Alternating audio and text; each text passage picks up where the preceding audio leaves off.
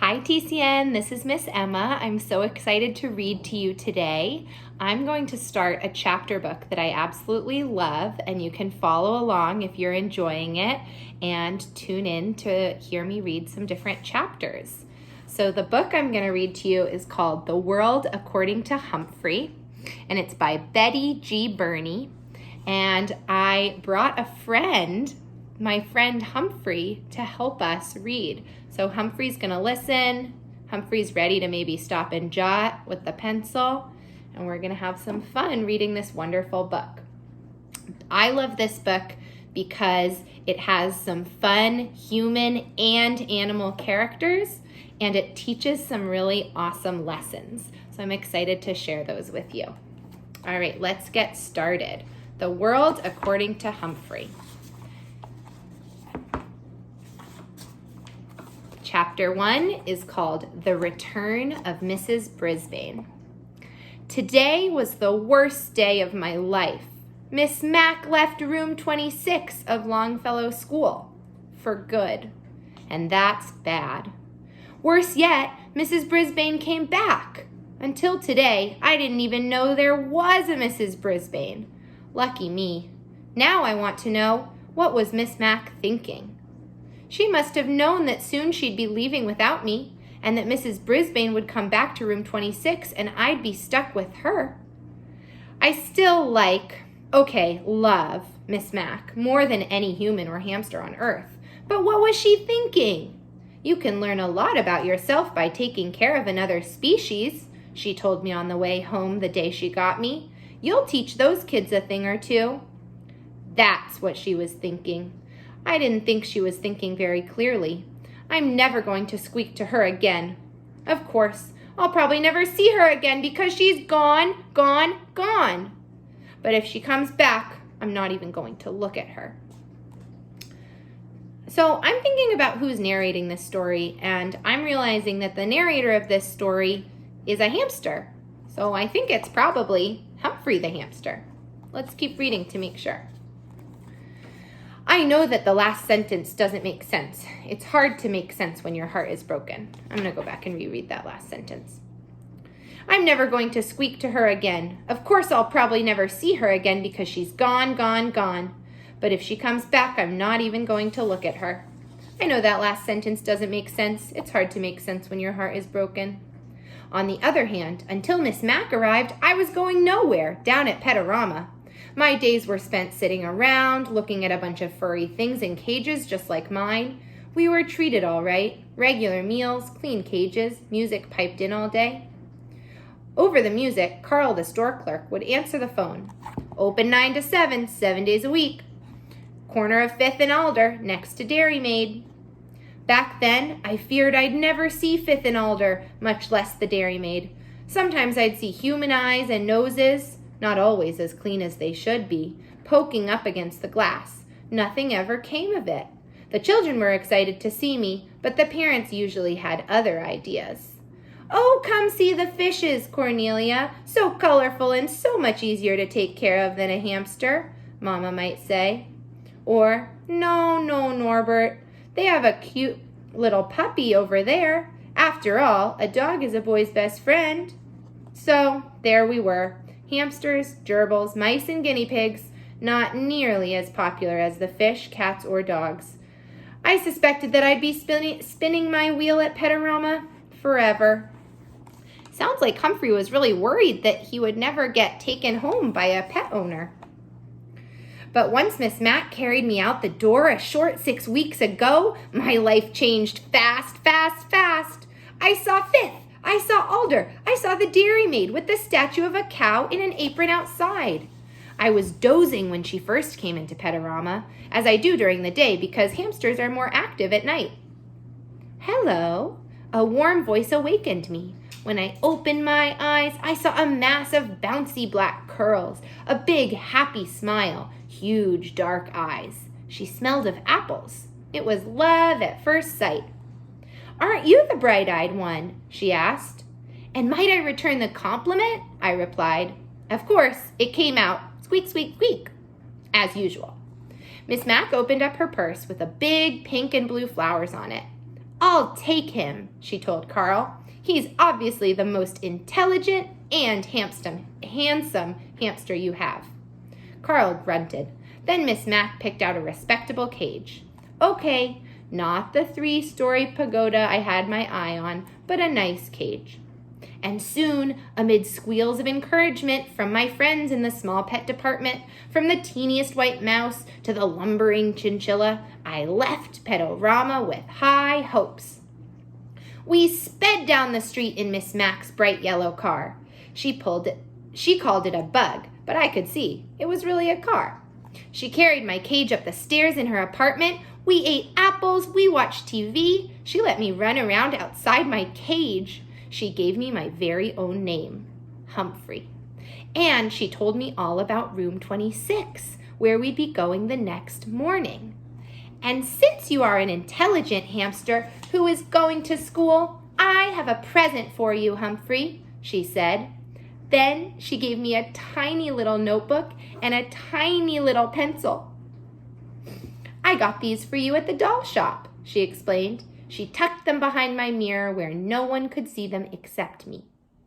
Of course, it might be a while before you learn to read and write, she continued, but you're smart and I know you'll catch on fast. Little did she know I could already make out some of the words from my long, boring days at Petorama. Words like chew toys, kibble, pooper scoopers. Remember, a hamster has grown up at about 5 weeks old. So if I could learn all the skills I need for life in 5 weeks, how long could it possibly take to learn to read? I'll tell you, a week. Yep, in a week I could read and even write a little with my tiny pencil. In addition to schoolwork, I learned quite a bit about the other students in room 26, like lower your voice AJ and speak up Saya and wait for the bell Garth and Golden Miranda. Even after I found out her name is really Miranda Golden, I thought of her as Golden Miranda because of her long blonde hair. After all, I am a golden hamster. Yes, life in room 26 suited me well during the day. My cage had all the comforts a hamster could ask for. I had bars on the window to protect me from my enemies. I had a little sleeping house in one corner where no one could see or bother me. There was my wheel to spin on, of course, and a lovely pile of nesting material. My mirror came in handy to check my grooming and to hide my notebook. In one corner, I kept my food. The opposite corner was my bathroom area because hamsters like to keep their poo away from their food. Who doesn't? All my needs were taken care of in one convenient cage. I'm thinking that it sounds like Humphrey was very happy when he first arrived in room 26 with Miss Mac. At night, I went home from school with Miss Mac and we watched TV or listened to music. Sometimes Miss Mac played her bongo drums. She made a tunnel on the floor so I could race and wiggle to my hamster heart's content. Oh, the memories of those 6 weeks with Miss Morgan McNamara. That's her real name, but she told her students to call her Miss Mac. That's how nice she is. Or was. On the weekends, Miss Mac and I had all kinds of adventures. She put me in her shirt pocket, right over her heart, and took me with her to the laundry room. She had friends over and they laughed and made a fuss over me. She even took me on a bike ride once. I can still feel the wind in my fur. I didn't have an inkling until this morning of the unsqueakable thing she was about to do to me. On the way to work, she said, "Humphrey, I hate to tell you, but this is my last day in room 26, and I'm going to miss you more than you'll ever know." What was she saying? I hung on to my wheel for dear life. You see, it's really Mrs. Brisbane's class. But just before school started, her husband was in an accident, so I took over the class. Today, she's coming back for good. Good? I could see nothing good about what Miss Mac was saying. Besides, I want to see the world, Humphrey, she told me. Fine with me. I've thoroughly enjoyed all the world I've seen so far and would go to the ends of the earth with Miss Mac. But she wasn't finished yet. But I can't take you with me. All hope's dashed completely. Besides, the kids need you to teach them responsibility. Mrs. Brisbane needs you too. Unfortunately, she didn't tell Mrs. Brisbane that. Mrs. Brisbane was already in room 26 when we arrived. She smiled at Miss Mack and shook her hand. Then she frowned at me and said, "Is this some kind of rodent?" Miss Mack gave her the speech about how much kids can learn from taking care of another species. Mrs. Brisbane looked horrified and said, "I can't stand rodents. Take it back." The it she was talking about was me. Miss Mack didn't bat an eyelash. She put my cage in its usual place next to the window and said the kids were already very attached to me. She attached Dr. Harvey H. Hammer's Guide to the Care and Feeding of Hamsters to the cage along with a chart to make sure that I was fed and my cage was cleaned on time. "The children know what to do. You won't have to do a thing," Miss Mack said as Mrs. Brisbane glared at me. A glare is when you look at someone like this. Just then, my fellow students came streaming into the room, and within half an hour, Miss Mack had said goodbye to everyone, including me. "I'll never forget you, Humphrey," she whispered. "Don't you forget me either." "Not likely, but I don't know if I can ever forgive you," I squeaked. And then she was gone, without me. Mrs. Brisbane didn't even come close to my cage until recess. Then she walked over and said, "Mister, you've got to go." But she doesn't know my secret. The latch on my cage door doesn't work. It never has. It's the lock that doesn't lock. So I've got news for Mrs. Brisbane. If I've got to go, it will be when and where I decide to go, not her.